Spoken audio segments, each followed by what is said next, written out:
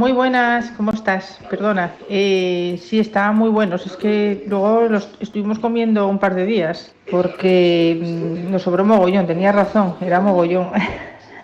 Y bueno, ¿sabes qué pasa? Que entre hacer el vídeo, parar y volver a hacerlo y parar y volver a hacerlo, al final pues se nos enfriaron y bueno, como que nos llenamos antes, ¿no? Pero la verdad que impresionantes, ¿eh? O sea, pero impresionantes. Me ha preguntado la gente por ellos y es que está muy guay, porque como hay tanta variedad, no te creas que normalmente aquí en Asturias solamente hay pues tres o cuatro variedades, ¿eh? Pero vosotros con las 11 y estaban pero impresionantes y el crujiente flipante.